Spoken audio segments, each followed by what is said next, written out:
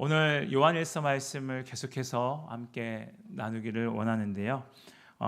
요즘 이렇게 인터넷이나 매스컴을 통해 보면은 이 가짜의 정보들이 참 많이 나오는 것들을 보게 됩니다.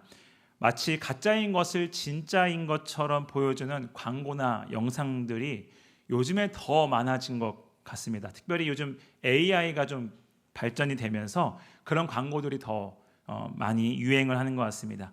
이제는 전처럼 보면 좀 거짓말이구나, 편집을 저렇게 했구나라고 티가 나지 않을 정도로 너무나 완벽하게 편집들을 해서 그런 사실처럼 보이는 광고들이 좀 많은데요. 제가 얼마 전에 이렇게 하나 보다가 제가 키우던 강아지, 같은 종자의 강아지의 영상이 나오는 거예요. 근데 그 강아지가 가끔 제가 키우다 보니까 사람 같다라는 생각을 해본 적이 간혹 있었거든요. 앞발을 사용을 잘 해가지고. 근데 그 강아지 영상이 그 같은 종자의 강아지가 나오면서 일어나서 음식을 하고 밥을 먹고 목욕을 하면서 건강검진을 받고 또 이렇게 비만이 나오니까 운동을 하는 장면을 보면서 저도 보면서 실제인가라는 생각을 했어요. 훈련을 잘 받은 경우는 이 직립보행을 하는 강아지도 가끔 보잖아요. 보면서 하는데 알고 보니까 이제 제가 너무 신기해가지고 아내에게 보여줬더니 이거 AI야라고 해서 제가 잘못된 게 제가 바보가 아니라 정말 그렇게 만들어서 잘 만들어가지고 저조차도 헷갈리게끔 만드는 그런 광고들을 좀 본 적이 있습니다. 무서울 만큼 이렇게 AI 기술들이 좀 나오게 되는 것 같습니다. 그리고 요즘 온 국민이 관심을 갖고 있는 부분이 요즘 건강인 것 같습니다. 관심들이 많아지다 보니까 건강에 관련된 상품들도 많이 팔기 위해서 그런 목적으로 광고를 좀 과하게 제작을 하거나 보조식품이나 또 운동할 때 필요한 장비 같은 것들을 좀 판매하는 경우가 있습니다. 우리가 흔히 운동할 때 장비빨이라는 말을 많이 하죠. 운동을 잘 못하는 분들이 장비는 가장 좋은 걸 갖고 있는 것 같아요. 저도 그렇고요. 장비 탓하면서 또 장비를 갖추면 좀 안 하게 되는 그런. 그런데 사람들이 어떻게 하면 수고하지 않고 건강이 좋아질까? 이런 기대감이 있기 때문에 광고할 때 보면은 100% 좀 거짓된 광고는 아니겠지만 대부분 사용하는 광고들은 이걸 먹으면 운동하지 않아도 날씬해집니다라는 거짓된 광고. 여러분 먹는데 날씬해지는 게 말이 됩니까? 그만큼 제가 이 말을 하면서 지금 보이지 않으시겠지만 하체가 막 벌떡 떨려요. 막 긴장돼가지고. 먹지 않으면 날씬해진 건 들어봤어도 먹으면서 날씬해진다. 저도 많이 그런 걸 당해봐가지고 해봤는데 점점 더 보기 좋아지는 그런 모습으로 바뀌는 경우가 있었습니다. 이런 기대를 하고 있는 걸 너무나 잘 알고 있기 때문에 그러한 광고들이 계속해서 나오죠. 여러분, 우리가 건강하려면 어떻게 해야 될까요? 광고대로 하면 건강해지는 게 아니라 적절한 식단과 꾸준한 운동과 질 좋은 수면, 이런 요소들을 갖추면서 보조식품을 먹으면 건강해진다라는 것이지 그것이 정답이라는 것은 아닙니다. 그런데 요즘은 너무나 잘못된 광고가 많아서 이러한 잘못된 거짓 정보가 오히려 우리의 건강을 해치는 경우가 있습니다. 그런데요, 우리가 이런 육적인 것도 그런데 영적인 것은 더 심각하다라는 것입니다. 우리 영혼의 잘못된 진리, 왜곡된 복음, 가짜 복음을 통해서 우리의 영혼이 더 위험해질 수 있다라는 것입니다. 오늘 본문에 사도 요한을 통해서 잘못된 복음이 얼마나 위험한 것인지를 살펴보면서 함께 한 절 한 절 보며 은혜를 나누도록 하겠습니다. 오늘 말씀은 계속해서 하나님과 교제하는 사람의 신앙과 생활에 대해 권면하는 말씀 중에 마지막 단락을 우리는 보고 있습니다. 여러분, 오늘 말씀을 듣기 전 나의 신앙은 하나님께서 인정하시는 올바른 신앙생활을 하고 있는가라는 질문을 스스로에게 하시면서 말씀을 들어보면 좋겠습니다. 하나님께서 인정하시는 올바른 신앙은 어떤 신앙일까요? 하나님이 원하시는 것은 단연코 우리가 하나님과 친하게 지내는 것이 가장 올바른 신앙입니다. 우리가 수요일마다 나누고 있는 이 요한일서 말씀을 기록한 목적도 바로 여기에 있는 것이죠. 우리가 하나님과 계속해서 좋은 관계를 유지하고 친하게 지내며 살게 하기 위해서 기록한 것이라는 겁니다. 하지만 오늘날 우리가 예수님을 믿는 성도들의 신앙을 보면 어떻습니까? 다 똑같은 모습으로 신앙생활을 하지 않습니다. 다양한 모습으로 신앙생활들을 하고 있죠. 각자의 생각과 각자의 판단으로 신앙생활을 하는 사람도 있고, 예배는 드리는데 삶의 예배가 드려지지 않는 사람들도 많습니다. 우리는 이렇게 어떤 것이 바른 신앙인지, 어떤 것이 하나님께서 원하시는 신앙인지 알지 못한 채 신앙생활을 이어오곤 합니다. 우리가 하나님과 친밀하고 그 깊은 사귐 가운데 신앙생활을 해야 하는데 그렇게 하지 못하게 하는 세력들이 있기 때문입니다. 그것이 바로 오늘 우리가 말씀에서 읽었던 적그리스도입니다. 오늘 사도 요한의 경고와 권면이 오늘날 우리에게 반드시 필요하다 생각합니다. 그 이유는 우리가 살고 있는 이 시대가 악하고 마지막 시대이기 때문에, 우리가 알지 못하는 거짓이 많은 세상이기 때문에 오늘 이 권면의 말씀을 우리가 다시 한번, 알고 있는 말씀이지만 다시 한번 귀담아 듣고 마음에 새기는 시간이 되기를 바랍니다. 본문에서 사도 요한은 교회 안에 나타나 성도들을 미혹하는 이 적그리스도에 대해 알리면서 어떤 상황이라도 신앙을 반드시 지키기를, 믿음을 지키는 자가 될 것을 권면하고 있는 장면이 기록되어져 있습니다. 오늘 18절을 보면 요한이 자신의 사랑을 나타내고자 하는 표현으로 파이디아라는 단어인 아이드라라는 말을 시작을 하고 있습니다. 그리고 진리에 대해 조금 더 배우고 영적으로 성숙하고 요한이 그들의 영적인 스승이라는 것을 알려주기 위해서 아이드라라는 표현을 시작하는데요. 그러면서 예언된 바 되어져 있는 적그리스도가 출현하였음을 이야기를 합니다. 그들에게 이렇게 말씀을 합니다. 우리 요한일서 2장 18절 말씀을 다시 한번 읽겠습니다. 시작. 마지막 때 적그리스도가 오리라는 말을 너희가 들은 것과 라고 말합니다. 요한이 사역을 감당할 때 어떠한 상황이었겠습니까? 당시 교회 안에는 우리들이 많이 들어서 알고 있는 이 영지주의라는 이단이 기승을 부리고 있던 상황이었습니다. 이 영지주의는 예수님이 이 땅에 육신으로 오시지 않았다라는 것을 주장하는 자들이죠. 말 그대로 그리스도를 대항하는 사람, 말 그대로 그리스도를 자신들이 그리스도로 가장을 해서 대항하는 사람, 즉 적그리스도였다라는 것입니다. 여러분, 이런 적그리스도와 같은 특성이 몇 가지가 있는데요. 그 특징을 우리가 흔히 알고 있지만 다시 한번 보게 되면 그들은 정상적인 교제를 하지 않습니다. 늘 숨어 있는 걸 좋아합니다. 어느 한 곳에 짱 박혀서 뭘 하고 있는지 도저히 알 수가 없어요. 그리고 누군가가 그것을 알게 되고 자신들의 그런 비밀스러운 모임이 적발되면 아무 일도 아닌데 행동을 하면서 뒷문으로 나가는 그런 특성이 있습니다. 떳떳하지 않는 모습을 가지고 있는 사람들, 정통적인 신앙을 가지고 있는 사람들과 교제하지 못한다는 것입니다. 이것이 결국 큰 문제를 야기시키는 시초의 모습입니다. 두 번째로는 성경에 나오는 교리를 부정하는 특성이 있습니다.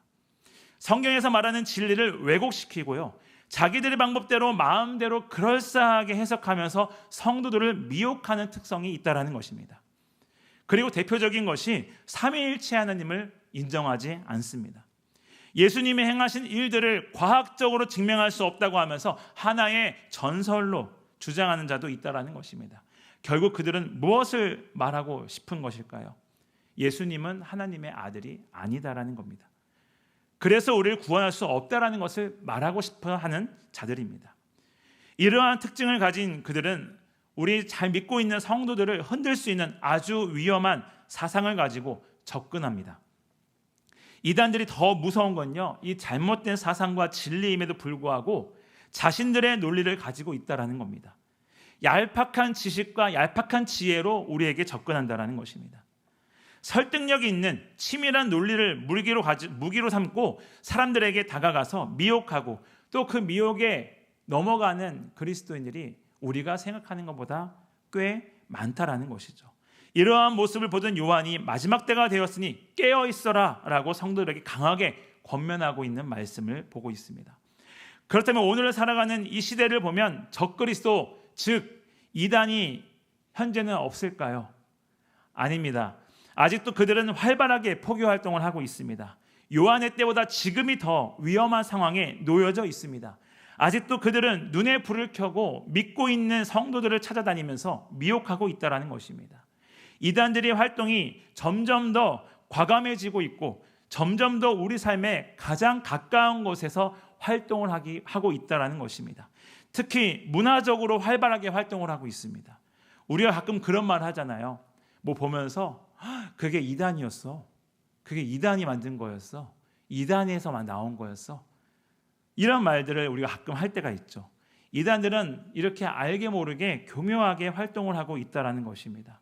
여러분, 우리가 분명히 알아야 할 것이 하나 있는데요. 그것은 오늘 본문에 나오는 요한의 때와 동일하게 지금도 우리가 살아가는 이 시대는 마지막 때라는 것입니다.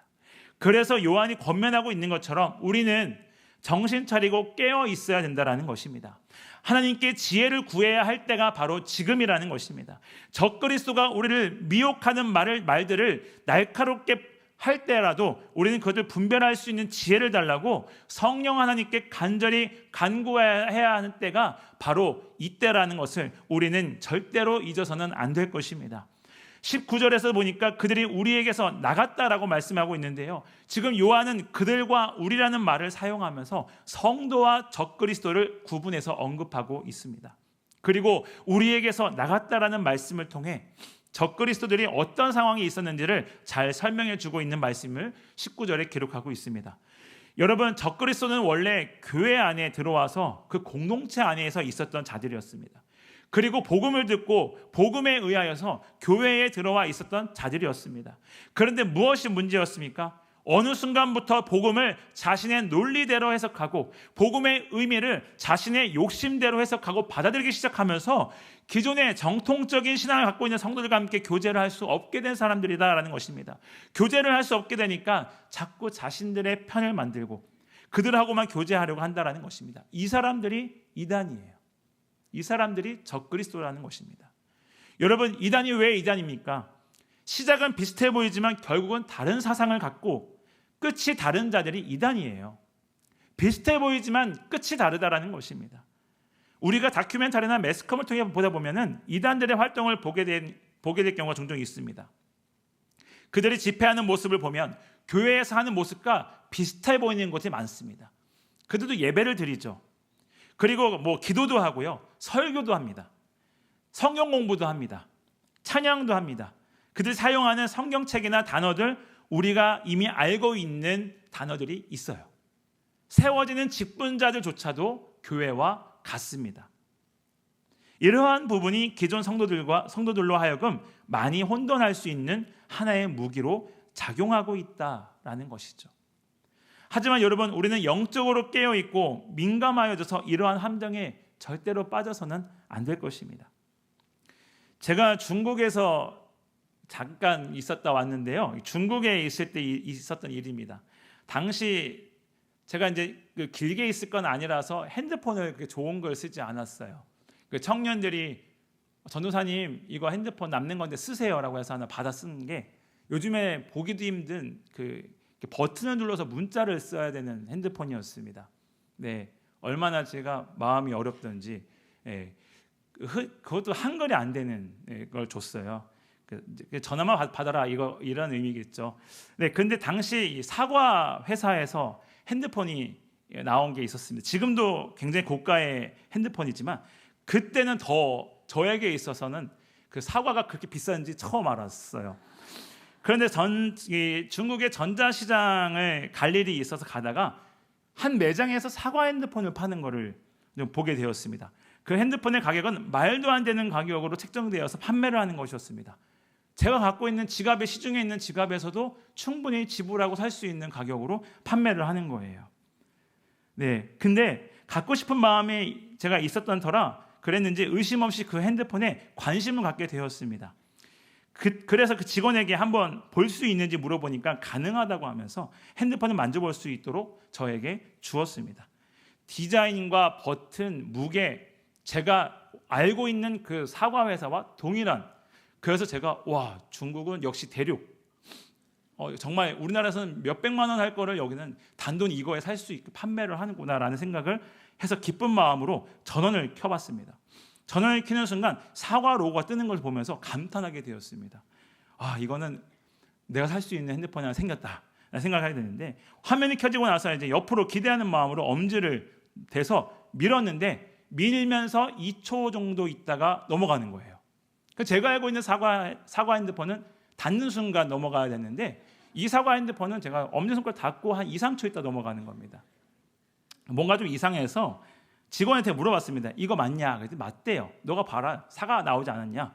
사과는 나왔는데 내가 알고 있는 사과는 좀 다른 것 같아 라고 얘기를 했는데 이렇게 좀 얘기하다가 결국 구매는 하지 않았습니다. 마음에 들지 않았기 때문에. 굉장히 기대하는 마음이 컸기 때문에 실망도 되고 또 무섭기도 하고 그 매장을 그냥 나온 적이 있었습니다. 여러분, 비슷하다고 해서 다 똑같은 게 아니라는 겁니다. 모조품이 있어요. 모조품이 있습니다. 그 매장에 가니까 다른 회사 그 모조품도 많았습니다. 우리나라 회사 핸드폰들도요, 전부 다 모조품이 있었던 것입니다. 가짜라는 것입니다. 그런데 이단도 마찬가지입니다. 비슷하다고 해서 여러분 똑같은 게 아니라는 겁니다. 그들의 유혹에 넘어가서는 안 된다라는 것입니다. 마태복음 7장 15절 말씀 보면 이렇게 기록합니다. 함께 읽어보겠습니다. 시작. 거짓 선지자들을 삼가라. 양의 옷을 입고 너희에게 나오나 속에는 노략질하는 일이라. 그렇습니다. 그들은 그럴싸하게 우리에게 다가옵니다. 그들은 우리와 같은 모습으로 접근합니다. 하지만 그들의 실상은 어떻습니까? 그들은 예수님을 부인하는 자들입니다. 예수님을 하나님의 아들로 인정하지 않는 자들입니다. 하나님의 말씀을 변질시키는 자들입니다. 사랑하는 성도 여러분, 우리가 다 하나님을 믿으시지요. 하나님의 말씀을 100% 믿으시지요. 우리가 하나님의 말씀으로 깨어있다면 우리는 이것들을 구별할 수 있다는 것입니다. 우리가 하나님의 말씀을 새기고 말씀 가운데 깨어있다면 우리의 믿음이 절대로 미혹되거나 흔들리지 않는다라는 것입니다. 혼탁해지지 않는다라는 것입니다. 오늘 이 시간 우리 모두가 이 하나님의 말씀에 바로 서서 주님을 향한 순수한 믿음을 끝까지 지키며 하나님께 영광과 기쁨을 누리는 저와 성도님들의 믿음의 삶이 되시기를 주님의 이름으로 축원합니다. 계속해서 이어지는 20절 말씀에도 보면 너희는 거룩하신 자에게 기름 부음을 받고 모든 것을 아느니라 라고 말씀합니다. 거룩하신 자 하나님입니다. 그리고 기름 부음이라는 것은 성령을 의미하고 있는데요. 즉 성도라는 것은 예수 그리스도로부터 성령을 받은 자, 성령의 사람이라고 말씀하고 있는 것입니다. 요한은 이런 성도들이 어떻다라고 말씀하고 있습니까? 모든 것을 안다라고 말합니다. 여러분, 거듭나게 되면 어떻게 될까요? 우리는 거듭나게 되는 순간 모든 것을 알게 됩니다. 성령의 사람인 성도는 모든 것을 안다라는 것입니다. 영분별의 능력이 있기 때문에 모든 것을 알게 되고 특히 진리를 안다라고 21절 말씀에도 기록하고 있습니다. 성령님이 임하심으로 인해서 진리에 대해 애매하게 아는 것이 아니라 온전하게 알게 된 것을 말씀하고 있습니다. 즉 성도는 거짓된 적그리스도와 달리 성경을 잘 알고 예수님에 대해서도 바로 알고 진리에 대해서도 확실히 안다라고 말씀하고 있는 것입니다. 여러분, 진리가 무엇입니까? 진리는 거짓이 없다는 것을 말씀하고 있습니다. 본문 21절을 제가 읽어보겠습니다. 내가 너희에게 쓰는 것은 너희가 진리를 알지 못하기 때문이 아니라 알기 때문이요 또 모든 것이 거짓은 진리에서 나지 않기 때문이라. 진리는 거짓에서 나지 않았다라고 말합니다. 요한복음 14장 6절에도 이렇게 말씀합니다. 예수께서 이르시되 내가 곧 길이요 진리요 생명이니 나로 말미암지 않고는 아버지께로 올 자가 없느니라. 아멘. 예수님은 진리이십니다. 할렐루야. 예수님은 진리 자체이십니다. 그래서 하나님과 깊이 교제할 수 있고 하나님과 친해지는 바른 신앙을 갖는 방법은 오직 예수 그리스도밖에 없다라는 사실을 이 시간 믿으시기를 바랍니다. 요한복음 14장 26절에도 보면 이렇게 말씀합니다. 보혜사 곧 아버지께서 내 이름으로 보내실 성령 그가 너희에게 모든 것을 가르치고 내가 너희에게 말한 모든 것을 생각나게 하리라. 요한복음 15장 26절도 보면 이렇게 말씀합니다. 다 같이 읽어보겠습니다. 시작. 아버지께로부터 나오시는 진리의 성령이 오실 때 그가 나를 증언하실 것이요. 아멘. 우리 안에 성령님이 내주하고 계시기 때문에 우리가 진리를 알 수 있습니다. 분별할 수 있다는 것을 믿으시기를 바랍니다. 성령님은 예수님이 어떤 분이신지를 정확히 증거하고 계십니다. 주님의 말씀이 모두 기억나게 하시는 분이 바로 우리 안에 계시는 성령님이라는 사실을 이 시간 믿으시기를 바랍니다. 하나님의 말씀을 통해서 그분을 경험케 하십니다. 할렐루야. 그리고 우리에게 지혜를 주셔서 진리에 대해 가르쳐 주시는 분이 바로 성령님이라는 말씀을 하고 있는 것입니다. 그래서 거룩하신 자에게서부터 기름 부음을 받은 성도인 오늘 저와 여러분은 모든 것을 알 수밖에 없다라는 것을 믿으시기를 바랍니다.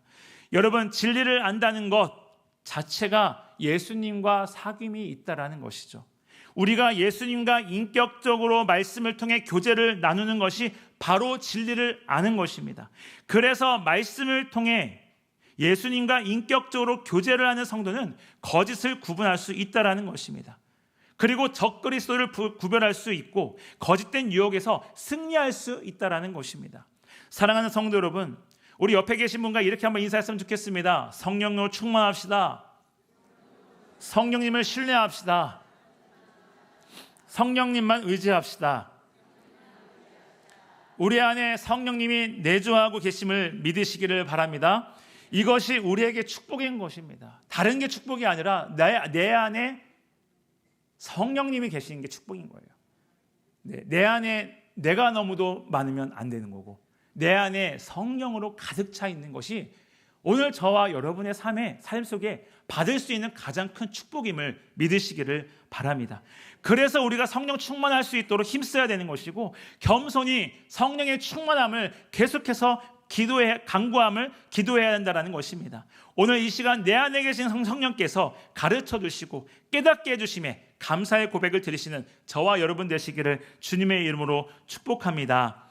26절에 보면 사도 요한은 성도들이 미혹해하는 자들에게 조심할 수 있도록 계속해서 권면하고 있는데요, 미혹해하는 자들은 대체적으로 어떻게 미혹하는가? 자신들의 유익을 위해서 얕은 지식과 논리를 사용해서 미혹한다라고 아까 서두에 말씀을 드렸습니다. 가장 많이 쓰는 방법이 거짓말이죠. 거짓말입니다. 길가에 가다 보면 절 보고 가끔 와서 인사해요. 인상이 참 좋으세요. 거짓이죠. 네. 결혼을 안 하셨죠? 거짓입니다. 네. 제가 인상 좋다는 말을 최근에 와서 좀 들어보고 뭐 별로 신학교 다닐 때도 저한테 전도지를 받았던 사람이에요. 제가 교회 안 다닐 것 같았나 봐요. 전도지를 저한테 주길래 저 교회 다녀요 놀라시더라고요. 그래서 네. 또 다른 곳 사역할 때도 제가 양복을 입고 우편을 붙이러 갈 일이 있었는데 명찰까지 달고 있었는데 저한테 전도지를 주시는 할머니가 계셨습니다. 그때도 제가 교회 다닌다 말을 하려고 하다가 그냥 받았어요. 그래서 내가 더 잘해야겠다라는 생각을 했던 적이 있었습니다. 예. 거짓말이에요. 그들은 우리를 포교하기 위해서, 우리를 미혹하게 하기 위해서 가진 수단과 방법을 가리지 않고 이야기합니다. 다 좋은 말만 해요. 귀가 두꺼우신 분들은 괜찮은데 얇으신 분들은 또 그 말이 진짜인 줄 알고 막 기분 좋으셔가지고 막 따라가시는 분이 있어요. 네, 절대로 그들의 거짓에 속아 넘어가면 안 된다라는 것입니다. 그들이 거짓을 통해 자신의 편으로 만든다는 겁니다. 하나님의 백성들로 하여금 하나님과 멀어지게 만들고 진리로부터 멀어지게 만드는 것이 그들의 목표인 거예요. 그런데요, 여러분, 이단들을 보면 참 특이한 게 하나 있습니다. 뭐가 특이하냐면요, 불신자들을 전도하지 않고 성도들을 미혹하는 일에 더 많은 관심과 더 많은 노력을 한다는 사실입니다. 여러분, 우리는 전도할 때 믿는 사람들에게 전도하지 않으시죠? 하세요? 네. 전도할 때 나 교회 다녀요. 그럼 그 교회에 더 열심히 섬기십시오라고 이야기를 하지, 그 교회 다니세요? 우리 교회 와요. 이렇게 하지 않는다고요. 근데 이단들은요, 저 교회 다녀요. 잘못됐습니다. 그분은 잘못된 거예요. 제가 침례를 받았냐고 어떤 미국 사람이 와서 물어봤어요. 한글로 물어봤습니다. 몰몬교죠. 예, 저한테 물어봐서 침례 받았다. 누구한테 받았냐? 담임 목사님께 받았다. 잘못 받았다는 거예요, 저한테. 그런데 누구한테 받냐? 미국에 있는 우리가 섬기는 목사님이긴데 그분께만 받아야 된다는 거예요. 왜 그러냐? 그분께 기름 부음이 있다는 겁니다. 그 친구와 버스를 같이 타게 돼서, 우연찮게 버스 타게 돼서 괜히 얘기를 시작해가지고 한 30분 동안 얘기를 하면서 제가 계속해서 막 이야기를 했어요. 너가 잘못됐다. 그 사람은 네가 잘못됐다. 이 얘기만 하다가 헤어졌습니다. 제가 내릴 때가 돼가지고 그래, 너는 잘 믿어라. 나는 간다. 이렇게 해서 내렸는데, 그런 거짓을 하는 이런 사람들이 있다라는 것입니다. 왜? 하나님께서는 믿지 않는 자들을 전도하고 믿지 않는 자들에게 복음을 전하라고 했지, 믿는 자들을 뭐 어떻게 해서 하라는 말씀을 하신 적이 없다라는 것입니다. 우리가 그 미혹하는 자들의 말을 듣고 그 길을 따르면, 그들과 함께 하면 우리는 죽습니다. 창세기 보면 아담과 하와를 보게 되면 그들이 하나님께서 하신 말씀 듣지 않고 누구의 말을 듣죠? 뱀의 말을 들어요. 사단의 말을 듣습니다. 하나님의 말씀을 듣지 않았습니다. 그 결과 어떻습니까? 온 인류에게 죄와 사망으로 인하여서 고통을 가져다주는 결과를 갖게 됩니다. 민수기 13장에 나오는 이스라엘 백성도 마찬가지입니다. 광야에서 12정탐꾼을 가나안 땅에 정탐을 보냈을 때 그 상황에 대해 보고하였을 때 믿음의 눈으로 본 것들을 보고했던 여호수아와 갈렙의 말 듣지 않고 10명의 정탐꾼의 보고에 귀를 기울인 결과 그들은 결국 가나안에 입성하지 못하고 광야에서 죽게 되는 결과를 우리는 다 알고 있지 않습니까? 우리도 마찬가지입니다. 우리가 무엇을 보고 무엇을 듣고 사느냐가 굉장히 중요합니다. 우리는 항상 경계해야 합니다. 오히려 미혹하는 자들이 우리와 완전히 구별된 곳에만 있다면 우리가 어쩌면 미혹당할 일이 없을 수도 있어요. 하지만 본문에서 말하고 있는 것처럼 미혹하는 자들은 생각보다 우리와 아주 가까운 곳에 있다는 것을 우리는 결단코 잊지 않아야 할 것입니다. 그들은 자신들의 삶으로 우리를 미혹할 때가 있습니다. 그리고 우리의 눈에 그들의 삶이 참 매력적으로 보일 수도 있고요. 굉장히 멋져 보일 수도 있습니다. 하지만 그것을 보고 내가 그들을 따라간다면 우리도 아담과 하와 같이 광야에서 이스라엘 백성들과 같은 그런 어리석은 실수를 저지르게 된다는 것입니다. 사랑하는 성도 여러분, 그래서 우리가 성령님께 지혜를 간구하여야 함을 다시 한번 권면을 드립니다. 왜 성령님께 지혜를 간구해야 하겠습니까?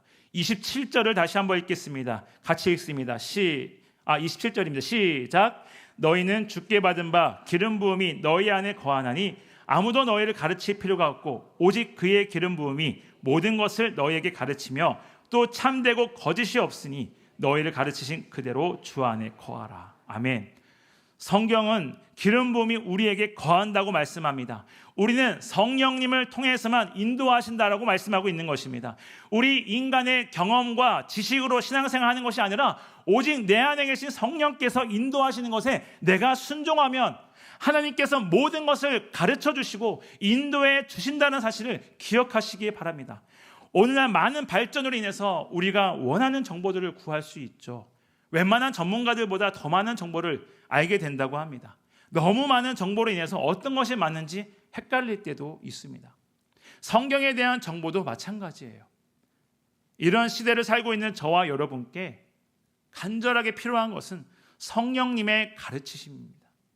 성령의 가르치심이 그 어느 때보다 중요하고 앞으로 더욱더 이런 시대가 더욱더 발전될 수도 될 때마다 우리는 하나님께 성령님께 지혜를 간구해야 되는 그런 시간이 더욱더 많아질 것입니다.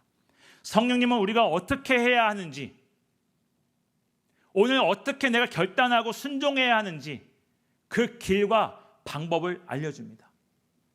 요즘에 이 AI 기반이 너무 좋아졌다고 말씀드렸잖아요. 운동을 할 때도 이 스마트워치를 보면은 요즘은 참 똑똑해요. 제 몸을 이 기계가 스캔해서 제 몸의 상태를 보고 오늘은 요만큼만 뛰라고 딱 그 계획을 짜줘요. 그래서 그만큼만 뛰면은 운동을 잘했다고 칭찬도 해줍니다. 그런 시대예요. 그런 무서운 시대에 살고 있는 거죠. 그런데 우리가 성령께서는 우리가 어떻게 살아가야 되는지 이와 마찬가지로 코치를 해주신다는 겁니다. 계획을 다 잡아주신다는 것입니다. 그 방법을 챗 GPT가 아니라 하나님의 말씀을 통해 우리의 인생을 이미 다 설계가 되어 있다라는 것입니다. 우리는 성령 받은 사람들입니다. 성도에게 성령이 내주하시면서 그리스도의 말씀을 가르치는 성령은 참되시고 거짓이 없으시고 성령님의 가르침에 대해 의문을 갖게 하거나 다른 이단들이 가르치는 가르침에 귀를 기울일 이유가 없다는 것을 거듭 강조해서 오늘 사도 요한은 말씀하고 있습니다. 오늘날과 같이 수없이 많은 정보가 쏟아져 나오는 시대를 살고 있는 저와 여러분 모두가 하나님의 말씀을 더 가까이 하고 배우기를 힘쓰시기를 주님의 이름으로 부탁드립니다. 성령의 음성에 민감하게 반응할 줄 알아야 된다는 것입니다. 성령의 음성을 내가 들을 줄 알아야 한다는 것입니다. 그래서 성령님의 가르침에 거하는 삶, 이 삶이 예수님과 동행하는 삶인 줄로 믿습니다. 오늘 저와 여러분의 삶이 정말 성령 안에 거하여서 예수님과 동행하는 삶을 충만히 누리시는 그런 복된 오늘 하루와 또 우리의 신앙의 삶이 되시기를 다시 한번 주님의 이름으로 축원합니다.